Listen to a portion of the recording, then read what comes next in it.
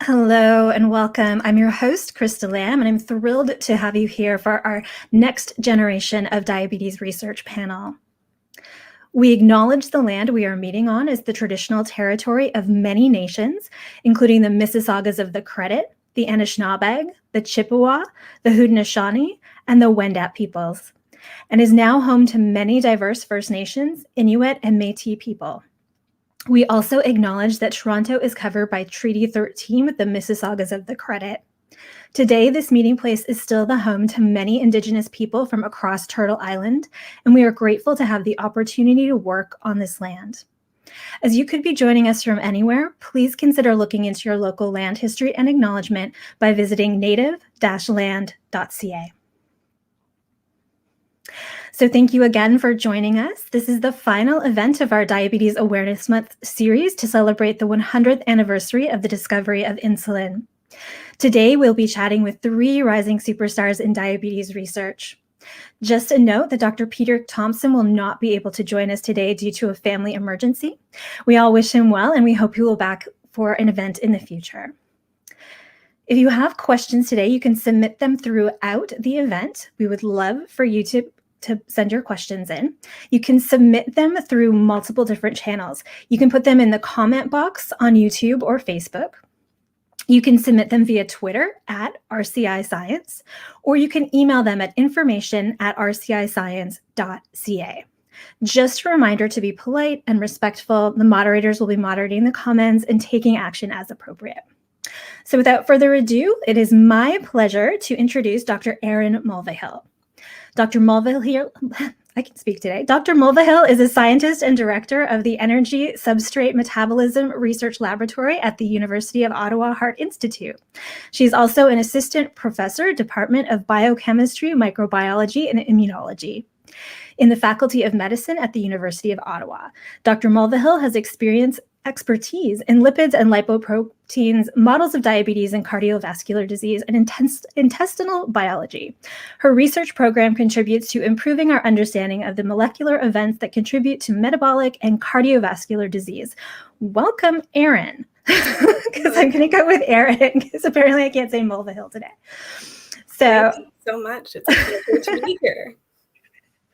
Well, I am going to start by asking you, because that was a lot for some of the people in the audience, perhaps because you have done some pretty extraordinary things. But can you give us sort of an overview in lay language of the type of research that you do? Sure. So it's been well documented that people who live with diabetes may have increased risk of cardiovascular disease.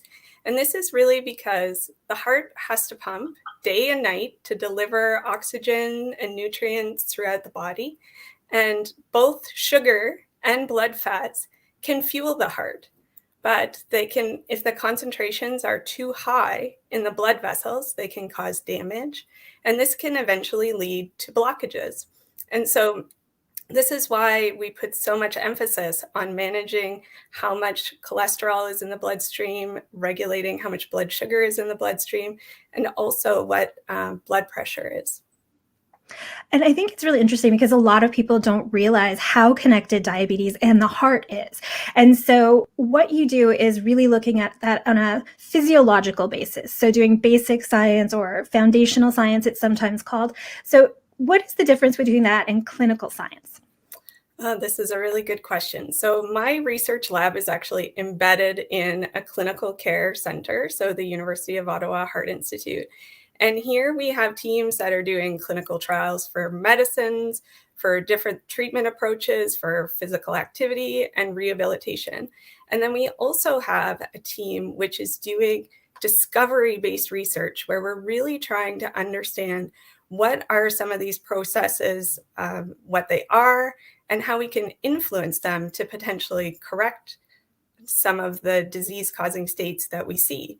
And so our work is not as close to the clinic. We're really working with trying to discover things. And, you know, the whole purpose of the Heart Institute and why we are integrated, both basic researchers that are working in cells and people who are doing clinical trials to improve the lives of patients, is so that we can accelerate the timeline that it usually takes to get something from the lab into the clinic, which, previously has taken as long as 30 years or more. So now, by having people well integrated so they can work collectively and share their knowledge, we're really hoping to shorten that timeline.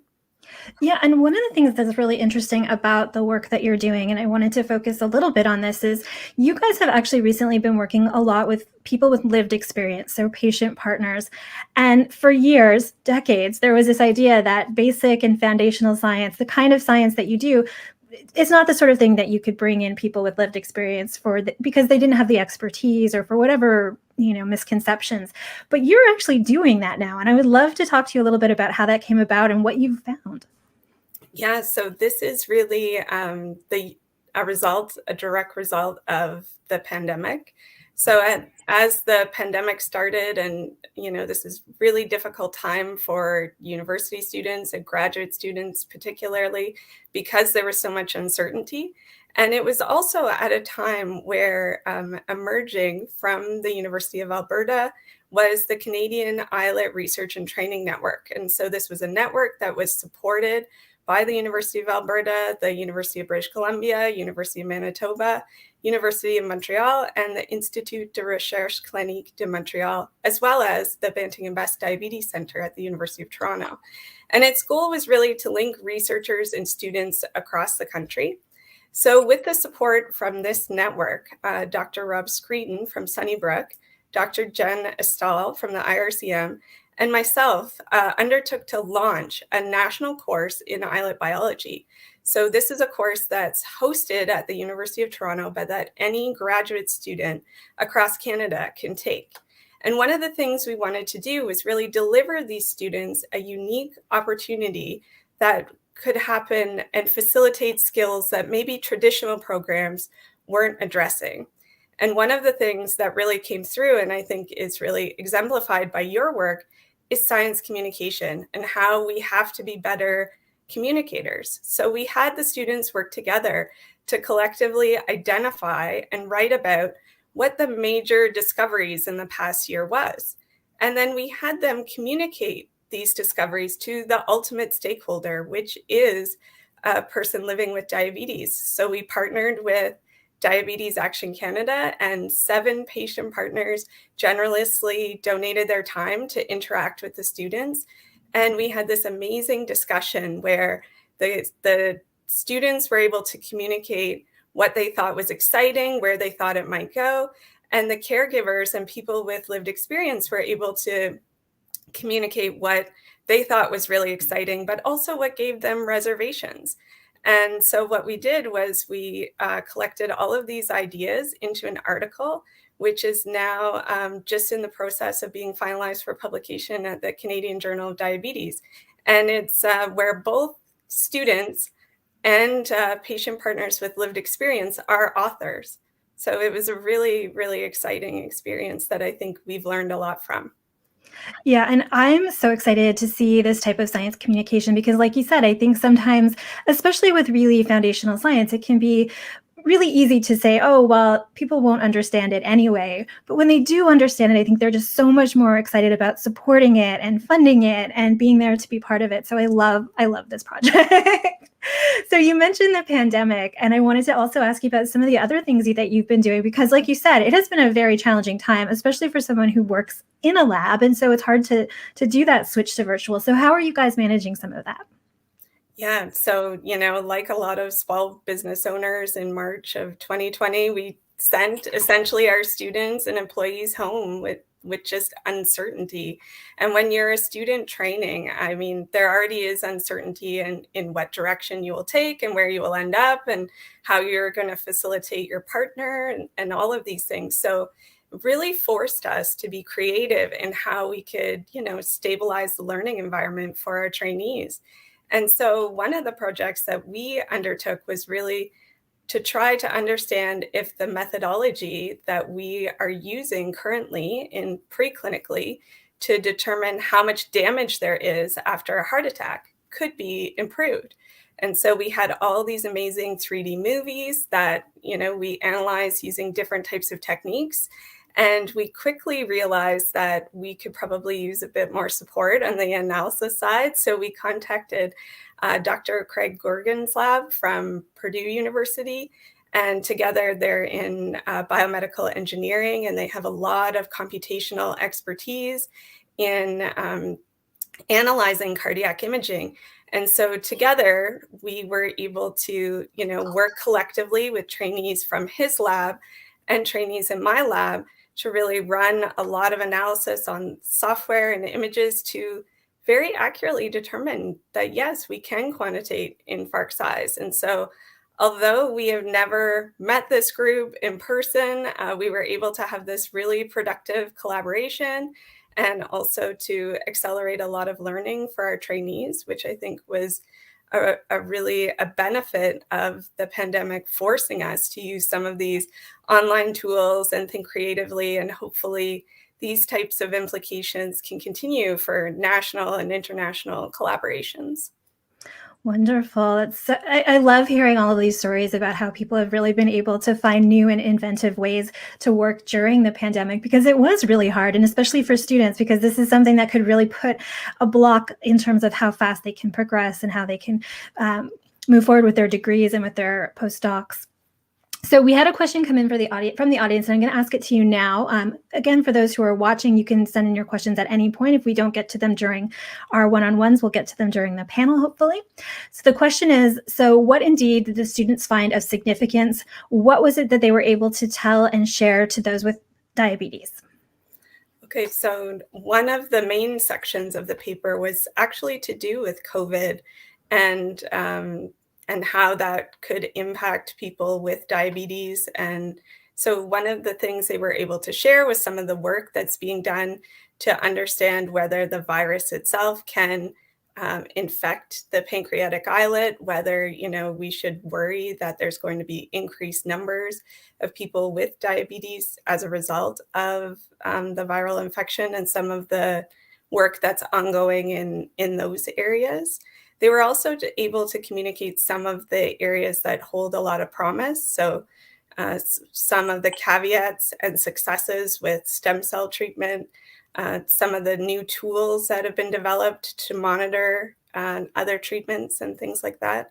So there was quite a lot of things over the past year. A lot of progress despite COVID was made.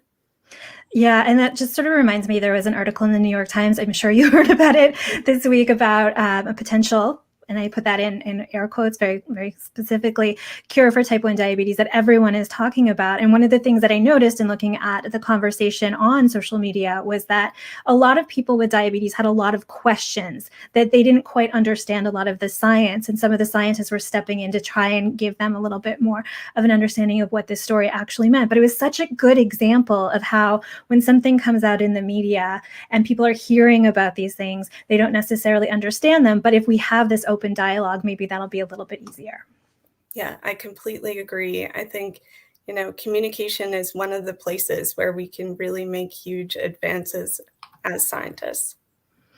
Yeah, and so I'll ask you one more question, and then for those who are watching, we will go to our next speaker, but then at the end, Erin will be back to answer some more questions if you have them. So I want to know, what is next? What are some of the things that you're working on that you're really excited in your lab as we go into 2022? Right. So we're really excited about, unraveling some of these circuits that link how what we eat is, controlled within the body hormonally, and how we're able to dissect some of these pathways that may become disrupted in disease and things like that. So yeah, I think the biggest thing is we don't really know where the next biggest discoveries will come from. So we just have to keep investigating all kinds of diverse and broad topics and then keep bringing them forward into the conversation. Amazing. Well, I'm looking really forward to seeing what you guys come up with next, because it's always really interesting, and it's fantastic to see the work that you've done during the pandemic. So I'm looking forward to chatting again in a few minutes. So thank you so much for joining us. Excellent. Thank you. So our next guest is Dr. Calvin Key. He is an endocrinologist and a clinical epidemiologist. He received his Doctor of Medicine from the University of Toronto and completed his residency training in internal medicine at the University of British Columbia and endocrinology and metabolism at the University of Toronto. He completed his PhD in clinical epidemiology and global health at the Institute of Health Policy Management and Evaluation at the University of Toronto, and he has conducted diabetes research locally in Canada and globally in China, India, and Guyana. His current research interests include the management and outcomes of type 2 diabetes, with a special focus on young onset type 2 diabetes. So welcome, Calvin. Thank you. It's a pleasure to be here today. I'm very excited. I've seen you speak a few times, and we've had the opportunity to speak a few times in the past, and I always find it really, really informative and interesting. And so I'm going to start you off with a basic one, though. What inspired you to do this type of research? So, I mean, diabetes is such a big problem in the world today. I think if we look worldwide, there's been a huge shift towards an increasing prevalence of chronic diseases like diabetes. And so looking around the world, you see big countries like India and China and low and middle income countries and, other Western countries as well, with lots of people with type 2 diabetes. And a lot of these people are getting diagnosed at younger and younger ages. And so, as we heard Aaron talk about, that diabetes does lead to complications of other things that can happen with the heart and other parts of the body. And we want to prevent these complications and, keep people with diabetes healthy and even prevent it from occurring if we can. And this is such a big area of research that I really wanted to be part of that and really look at it from innovative ways and think about from a population health perspective how we can reduce this problem, how we can better manage it in the future. And one of the things that's really exciting about the work you do is that you're also a practicing physician. So you see people in the clinic all the time. You're not just doing research work. So how do you think that impacts your research? I think that it really inspires me to do my research. I think, one of the moments that I remember, very early on when I started practicing was that, there were people that were referred to me for type 2 diabetes, but they're not just referred alone. It was, a mother and her 20-year-old daughter, both with type 2 diabetes. And, why was that happening? Why was the mother's daughter being diagnosed, before she even was really going to university, whereas her mother was diagnosed much later in life? And, what did the family history, what role did that play in the diagnosis of diabetes? What role did lifestyle or other socioeconomic factors have in her developing diabetes? And most importantly, what can we do about that diabetes? How do we make sure that, these people who are diagnosed earlier and earlier live their fullest and best lives, and that we keep them as healthy as possible? And really, I think that, a lot of these questions have yet to be answered. A lot of the research that's been done in diabetes has been done in much older populations because, in the past, that's the group that has been diagnosed with diabetes. But, now as we see these new patterns emerging, there's more questions than answers right now about what we do about the problem of diabetes when it occurs at earlier and earlier ages. Yeah, and I think it's really interesting in particular because you're looking at the Chinese population specifically. We had Dr. Ananya Banerjee on a few months ago to talk about her work looking at the South Asian community. And for years working in the diabetes field, you just heard that people who were from the Chinese background were more likely to get type 2 diabetes. People from the South Asian community were more likely to get type 2 diabetes. But there was no real understanding, one, of the fact that this is a wide range of people, and also why. There was never any real answer. So a lot of stereotypes built up and a lot of kind of misconceptions. So can you tell me a little bit about what we know now and how that's changing?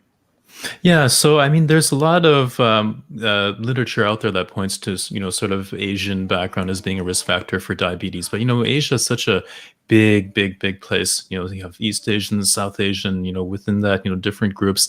And even the Chinese population is very heterogeneous and diverse. And I wanted to sort of tease this out a little bit and look within Canada and globally how the rates of diabetes occurrence varies differently in different Chinese populations. So in Canada, I looked at immigrants who came from mainland China, from Hong Kong, and from Taiwan. And I also compared their rates of diabetes to Chinese people who were born in Canada, as well as people in their home countries, in their home territories, their home populations, and saw how much that varied. And you might think, well, this group of people, they're all Chinese, and their risk of diabetes would probably be quite similar. Well, what we saw is actually the complete opposite, that those rates were totally different in different Chinese populations. Some were higher and some were lower. And then the immigrants that came from these Chinese territories, their rates were also quite different from what we saw in their home territories. And so this led to a lot of questions about, which members of the Chinese populations in Canada are really at the highest risk. And we see that, there are some groups where, including young adults from mainland China, young women from Hong Kong, whose rates are really increasing very steeply in recent years. And we really have to pay attention to higher risks of diabetes in these groups and try and prevent it and manage it better. But overall, we didn't see that all people within the Chinese population were actually at a higher risk than the general Canadian population, in fact, who was a little bit lower. So we really need to be a little bit nuanced in our discussion about diabetes screening and what the risk factors are, and then how we manage diabetes in different populations. And as people who might be listening, they may be a healthcare provider, or they may be someone who has some experience with this. What do you wish people better understood about this whole concept of diabetes, type 2 diabetes risk is higher in the Chinese population? Yeah, no, I just, think that we really need to clarify that it's actually not higher. A lot of Chinese populations in Canada have been descendants of people from Hong Kong. And, if you compare rates of diabetes in people of Hong Kong descent to the rest of Canada, it's really, the incidence is not higher amongst this Chinese population. But we have to watch out among people with a family history of type 2 diabetes, or young immigrants, specifically men and women from mainland China. Their risks of diabetes are increasing very steeply in the population under age 40 from this area, as well as from young women from Hong Kong. We don't understand what the reasons are, but perhaps they might need earlier screening, more frequent screening. And a lot of this work still has to be formalized in the ways that we sort of target our screening approaches. But, I just think that we need an appreciation that this population is a lot more heterogeneous than we thought it was in the past. And that probably applies to other ethnicities as well. Yeah, there's not just one quote unquote Chinese community. There's a whole plethora of different things that are taking place within that. And so when we're looking at the type of research that you do, when you're looking especially at this young onset type 2 diabetes, what do you see as the future of this research? What would you like to see in the next, 10, 15 years? Yeah, well, young onset, I should clarify that when I say young, I'm talking about people younger than the age of 40 years who are diagnosed with type 2 diabetes. And I think that one of the really open areas in this area of research is, how do we manage diabetes better? When people are diagnosed at such a young age, they tend to have the most aggressive form of the disease. And so we need new strategies to be able to manage diabetes, to help manage blood sugars, to help manage blood pressure and cholesterol levels. And we need to be thinking innovatively about how we use different medications, how we use different combinations of medications, which medications work best, what prevention strategies, what lifestyle strategy, what sort of like how we encourage more healthy behaviors in these populations.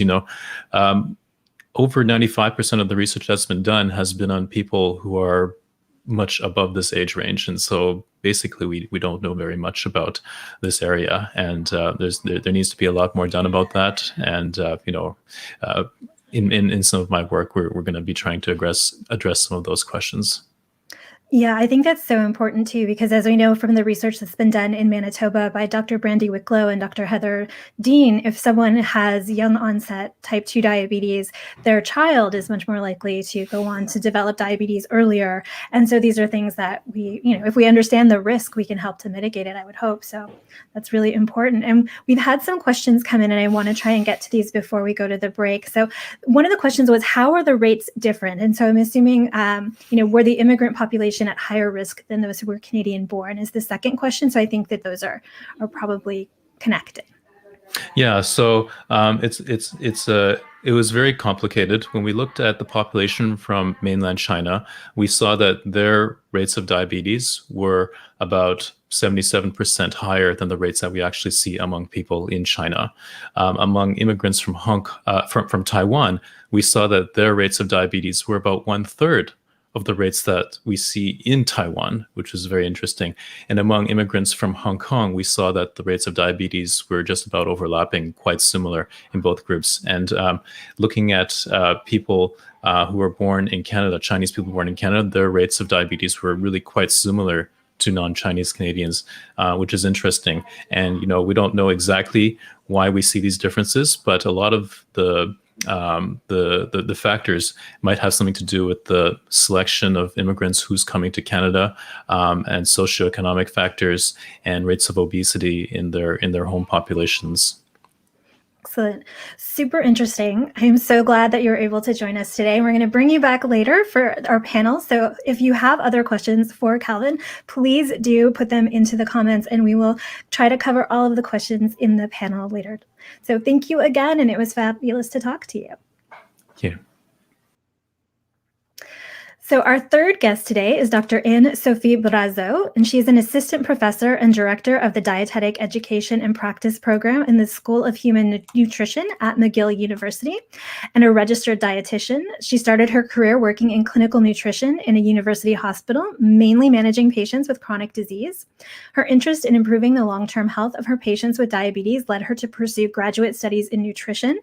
And we're not going to talk about nutrition at all today, I don't think. So that's okay, because I want to talk to you about the amazing work that you are doing in hypoglycemia in people with type 1 diabetes, because you are doing some really, really fabulous work in Quebec with the Better Project and the Better Network. And so I think that's where we'll focus today, if that's okay with you.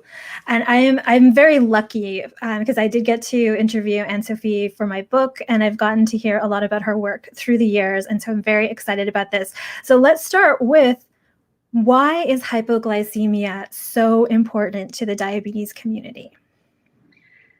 That's a good question.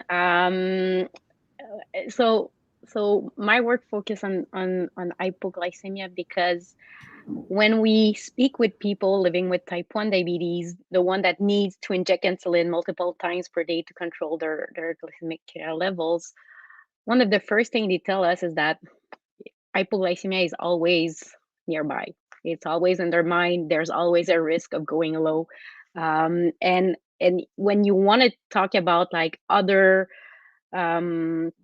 future complication that may happen, what the patient were telling us is that help us tackle hypoglycemia, help us reduce the burden of hypoglycemia. If you want us to talk to start thinking about like what are the future complications that I may get, when we talk sometimes about double diabetes, cardiometabolic complication that may come later in life. Like, we're not there yet. We're still having our minds still very focused on hypoglycemia. And so we have developed this program in Quebec called the Better Program, which was developed with patient partners to better understand the reality of the people with type 1 diabetes in terms of hypoglycemia. So we've the reason why there's so much a focus on that is that because whenever we talk about lifestyle changes, exercising, eating, I know we said we were not going to talk much about nutrition. Hypoglycemia is always closely related.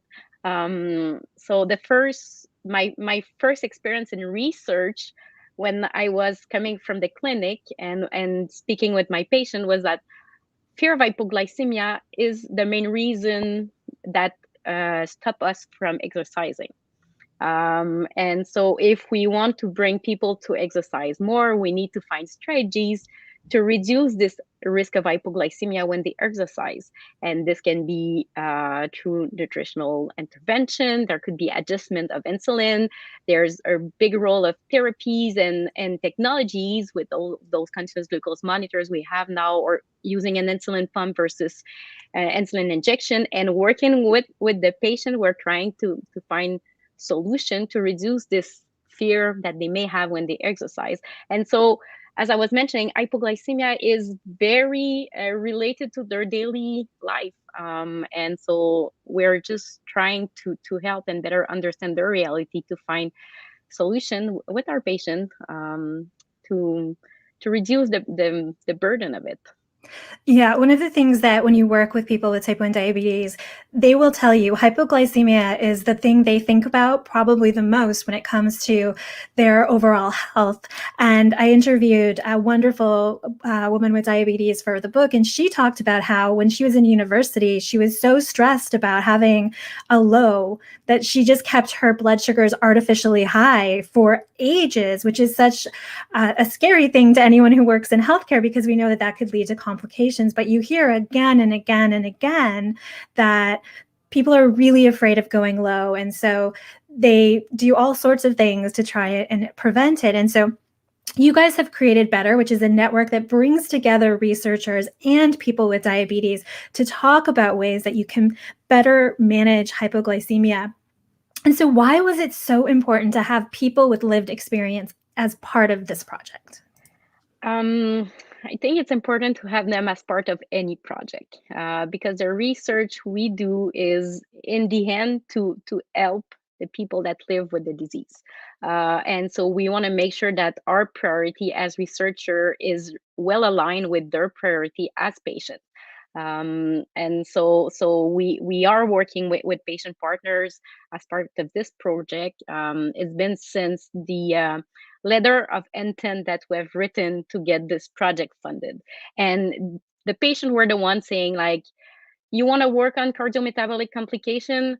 Fine, but first let's talk about hypoglycemia. And so we said, okay, perfect. So talking with them, we came up with the idea of developing a registry of people with type 1 diabetes, where the answers patient reported outcomes, they answer question, and they talk about their experience with hypoglycemia, their experience with type 1 diabetes. And this registry is a way of giving them a voice, a better representation of who they are, and so we can better understand their reality.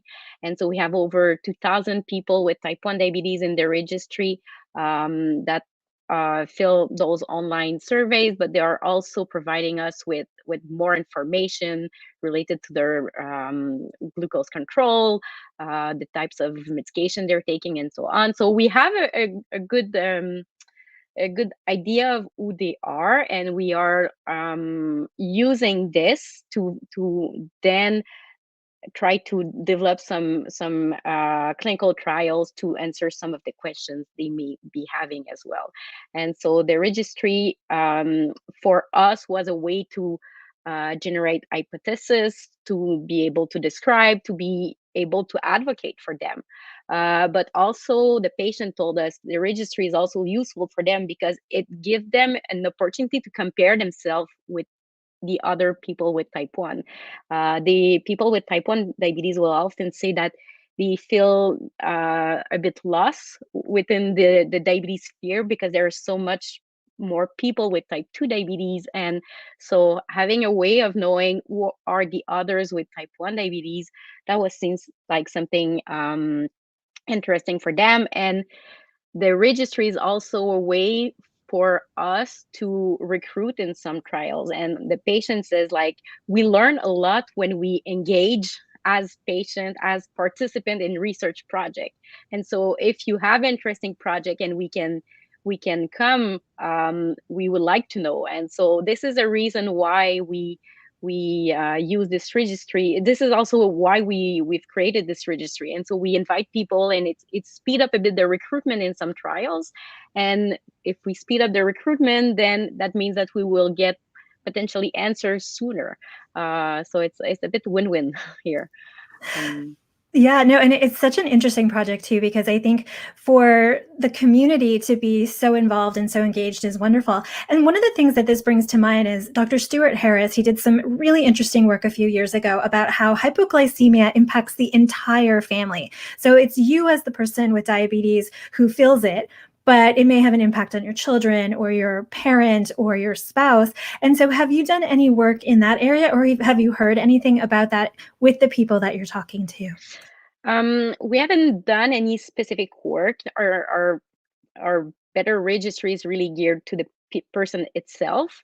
However, we're doing a study out of the Better program where we're looking at the use of nasal glucagon by parents, and also it's in the context of the pediatric population. So we're doing this with schools, and to see if this is something that may ease the treatment of severe hypoglycemia in those children, and if they feel more comfortable using nasal glucagon compared to and the intramuscular glucagon we are used to have.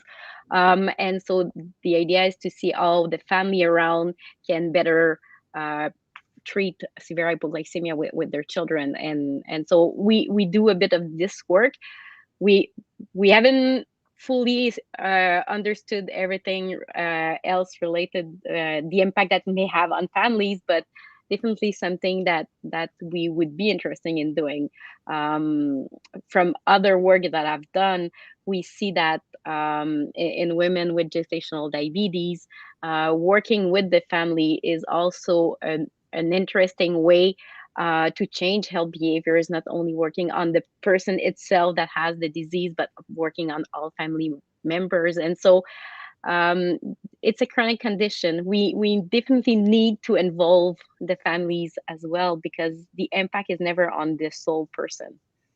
Yeah, and one of the things that you mentioned with the nasal glucagon trial that you guys are working on, I remember talking to one of the patient partners from the Better trial about that, and she was so excited. And I think that for people who don't have a child with diabetes or don't understand what this is like, right now in schools, there is not a consistent way to treat hypoglycemia.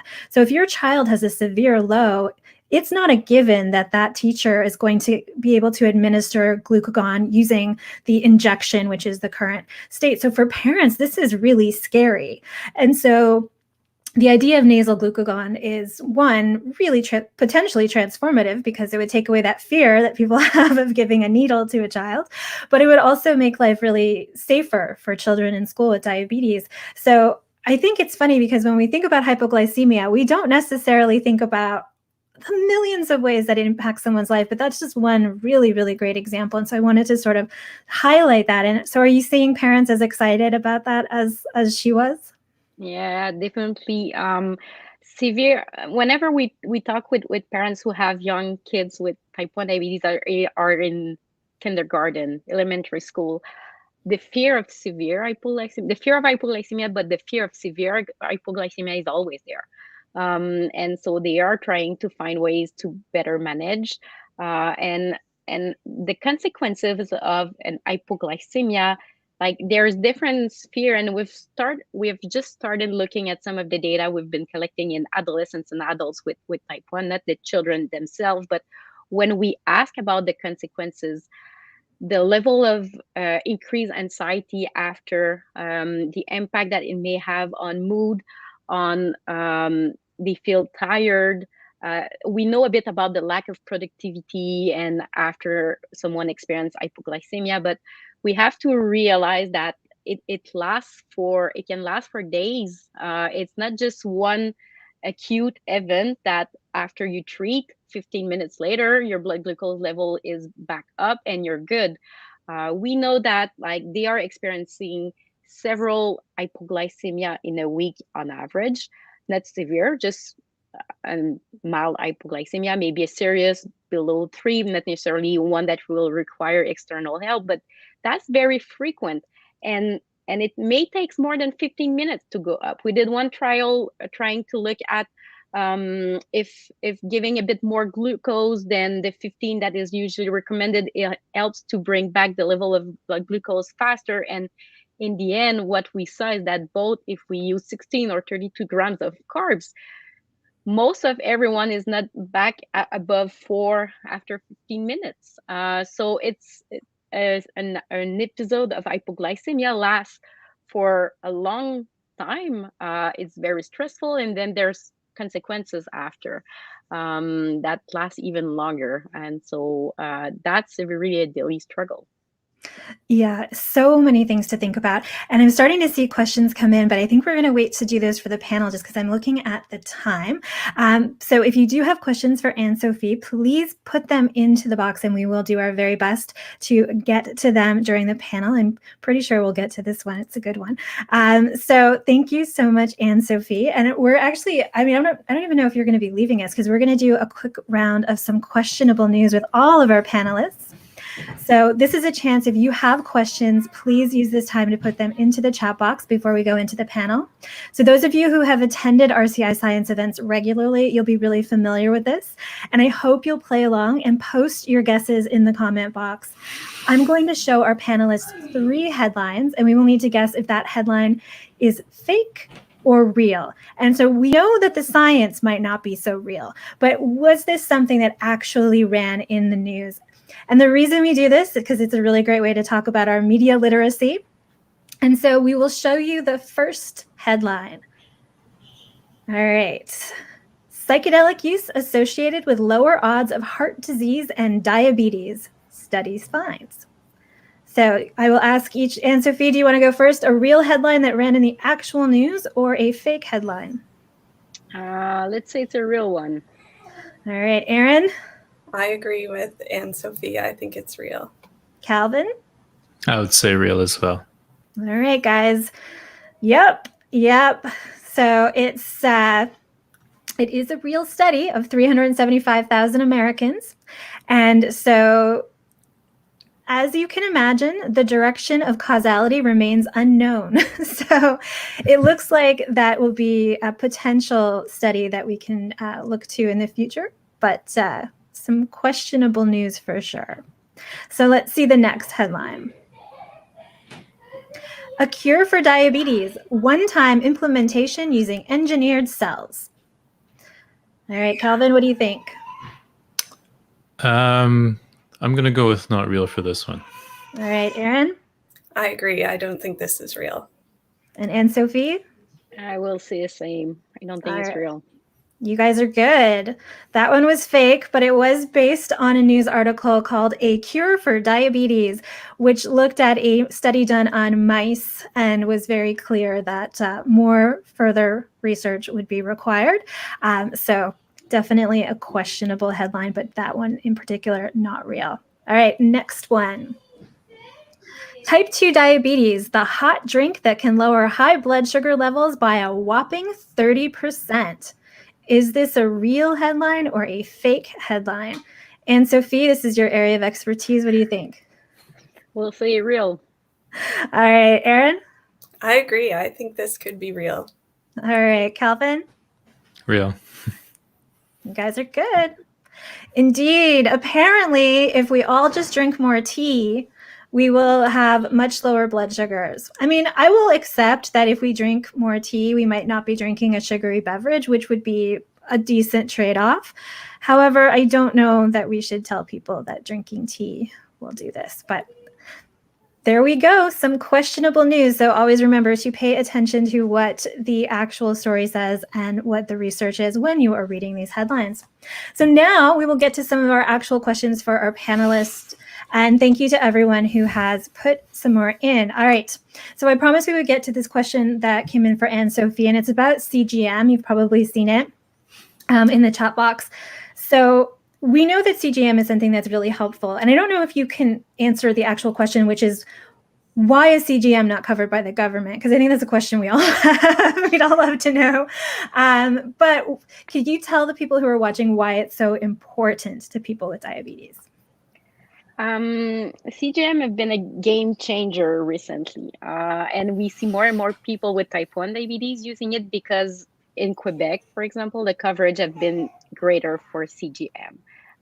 So now it's covered for either the flash the flash glucose monitors, like the Freestyle Libre, or also the Dexcom G6 is now more and more available and covered. So I think they are showing that there's advantages of it. Why it's not being more covered? Honestly, good question, because I can definitely see how it is changing the treatment of the people, because seeing your blood glucose more often, seeing the arrows, the trend arrows telling you if you're going low or high, faster or like slowly, this can change everything. It can change how much you want to take, how much carbs you want to take, or how much snacks you want to take to avoid your hypoglycemia. It can tell you like, is there a risk? Do I need to change or do and preventive action or not? And so this is definitely a game changer. I hope that we will bring more and more evidence that it needs to be covered.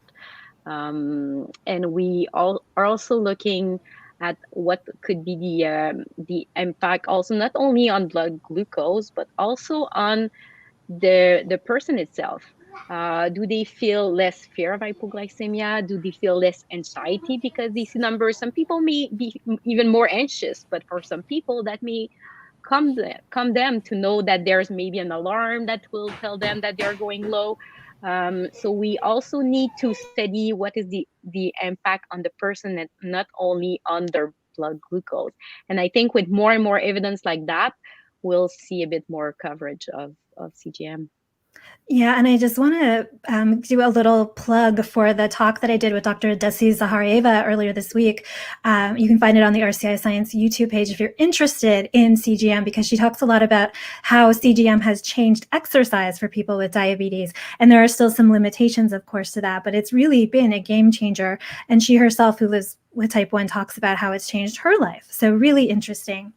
So some questions also came in for Calvin. So I'm going to ask you a couple of those. I don't know if you had a chance to look at them. They're really about what are the different risks for different Asian populations. So Southeast Asian, Singapore, Malaysia versus immigrants from Indonesia. So I don't know if we actually know this, but if any of us know it, it'll be you. So. Yeah, so the study that I did was just focus solely on different Chinese immigrants from those places that I mentioned before, but there have been other studies that have been done looking at immigrants from Southeast Asia and from West Asia to Ontario and comparing them with immigrants from Western Europe. And what they found was that immigrants from Southeast Asia had about 65% higher chance of developing diabetes compared to Western Europeans, and West Asian immigrants about 40% higher. So those were the numbers that were reported in the studies that done by my colleagues. Okay, so that's really, really helpful and interesting. I think one of the things when I talk about sort of the next generation of diabetes research, I always talk about how we're doing so much more looking at people from an intersectional lens. So we're no longer just looking at, because back in the day, we were lucky if we could have gender differentiation in the research studies. Now we're really looking at what is the difference between an Asian man versus, a Caucasian woman versus, person from the LGBTQ community. Like, we're really drilling down. And so I'll ask this question, and I'm not sure which one of you wants to take it, but how does intersectionality reflect into your work now? So I don't know if anybody wants to go first. Maybe Calvin, I think that might be reflected a lot in your work. Yeah. I think that, just as we've discussed today, the disease of type 2 diabetes is such a heterogeneous disease. We're finding out more and more of that it's just not one way that people present with diabetes. People, come in all different types of different presentations, different, body shapes, different weights, different, levels of beta cell function. It looks so different, and, the ways that we treat it will look very differently as well. And, I think that ethnicity plays a big role in that. Genetics plays a big role in that. So we can't be looking at everyone with that same lens. We have to be more nuanced now. We're developing new ways to be more precise in the way that we prescribe things, in the way that we develop interventions. And I think that's the way of the future. And that's what makes me think, Erin, we always think with, the physiological science that we don't look at intersectional factors. Is that accurate, or do we now? We're definitely getting better. I completely agree with what Calvin articulated, and what I think that I've learned the most from interacting with patient partners is they are really experts in personalized medicine. They are experts in understanding the nuances which can affect their ability to really manage this chronic condition. And I think that is something that I hadn't really appreciated, is that we need to focus on therapies that people want to incorporate into their lives.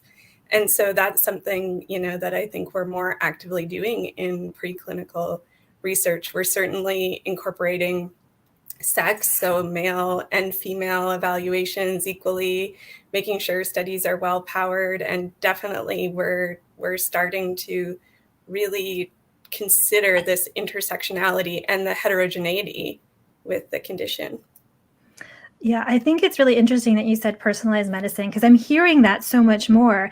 And I think that, and I hope that it helps people to understand that some of the stereotypes that we have don't actually apply when it comes to diabetes, that we're dealing with very different people who are living in very different circumstances, and therefore the reasons they may get diabetes might be very different. And the way that we end up treating their diabetes, therefore, might need to be very different.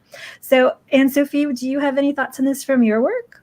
I was just going to say that it's a challenge, actually, to recruit people from different background, ethnicity. Like in the Better Registry, I think it's 90% Caucasian. And it's not because we're not trying, but when we do, and we try to diverse the patient partners we work with, because we need to get access to the different communities, to engage them in research. And I think we're still not excellent at recruiting them and engaging them in the discussion that we are having with our patient partners, and there's still some work to do, if we really want to better understand their reality. For sure, we consider the gender, the sex. We do ask everyone in the registry, for example, for sex at birth, but that also gender they identify too. Like, we are very that's very interesting, but we are not getting the most marginalized people. We are not necessarily getting the people with the lowest socioeconomic status. And even if we're not getting those with the lowest socioeconomic status, we still see that there's so much inequalities, even though we don't get the extremes. So imagine if we could have a better representation of who they are. So I think we still need to find good ways on involving everyone in research. Yeah, I think that that's so incredibly true. I feel like we're often speaking to the choir when we talk to the research community, because the people who participate, it's often the same people, and we need more diverse people. So if someone is watching and you are interested in getting involved in research, definitely consider it. There's lots of different opportunities with Diabetes Action Canada, with Better, with Connected for type 1. So lots and lots of opportunities. And so definitely want to consider if you are interested. So one of the questions that came in early, I love when people tweet me questions, was about food. And it was about the barriers to food. And again, it kind of comes back to the personalized medicine side of things, which was, how do we come up, like, is there a perfect diabetes diet, was really the question. And I think we all know the answer to that is probably not. But what do you talk to when you talk to people about diabetes and food, when you're thinking about it? And Calvin, I don't know if you wanted to take this one first.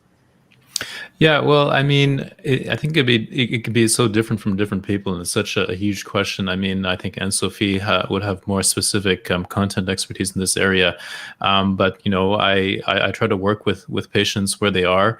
There's a lot of people who are interested in different types of diets, and in order to lose weight, if that's their goal in managing diabetes. And I don't have one particular diet that I recommend to people. I think there's a lot of diets that can work for different people, as long as it's meeting their goals and it's safe for them, and that it's they're working with the treatment plan in a way that's satisfying for them. Then I'm okay with that, right? But I don't know if Anne-Sophie might have some other insights into that issue.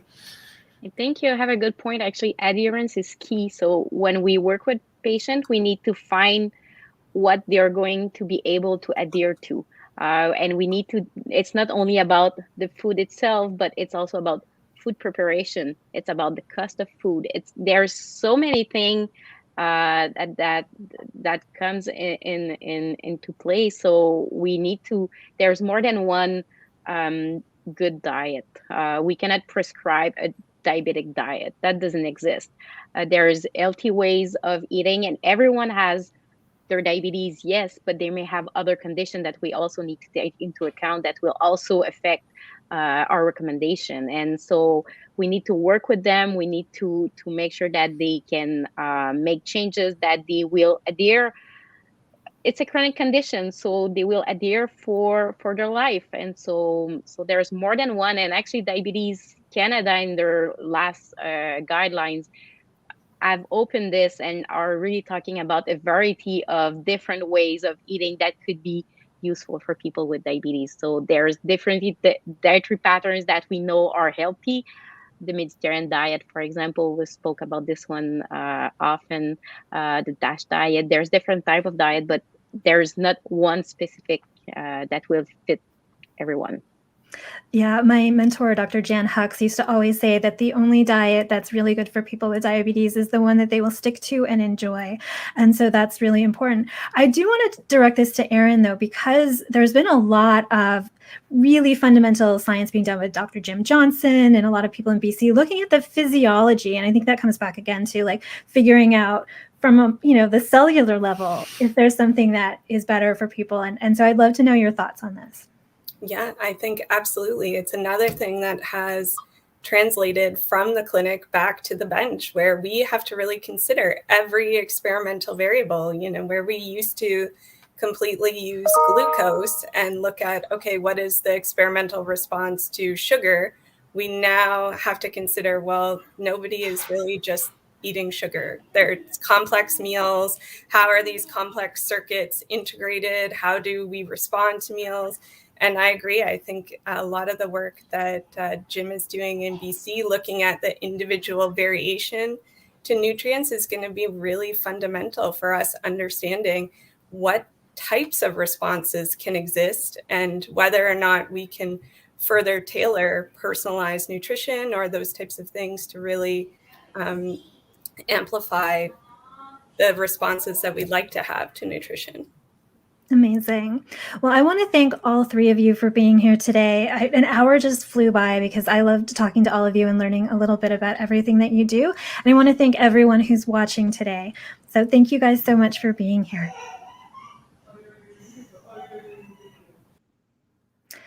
All right, so thank you all for watching. And if you enjoyed today's chat, I hope that you will subscribe and come to more of the RCI Science events. This is our last diabetes-related one for this season. However, there is a fantastic one coming up on Tuesday at 7 p.m. Eastern Time with with Andre Picard, who is the winner of this year's Fleming Medal for Excellence in Science Communications. He'll be joined in conversation with Dr. Samantha Yamin, who you might know as Science Sam, for a look back at his illustrious career and how science journalism has changed in the past 40 years. You definitely do not want to miss that. You can also donate to RCI Science if you would like to support all of the free programming that they provide. That is at rciscience.ca/donate if you would like to do that. And in case you missed it, you can also go to our Insulin to Innovation site to learn about the 100 Lives of Insulin program that is taking place across Canada and throughout during this year, which is the 100th anniversary of the discovery of insulin. The 100 Lives features 100 different people whose lives have been touched by insulin, including some amazing researchers if you are interested in that. So if you would like other updates on RCI Science, you can subscribe to RCI Science's newsletter, which you can also find at rciscience.ca. And again, thank you to everyone for joining us today and at all of these events. You can find them on the RCI Science YouTube if there's any that you've missed. And hopefully you've enjoyed learning a little bit more about the amazing things that have been happening in the diabetes research field right now in Canada. Thank you so much.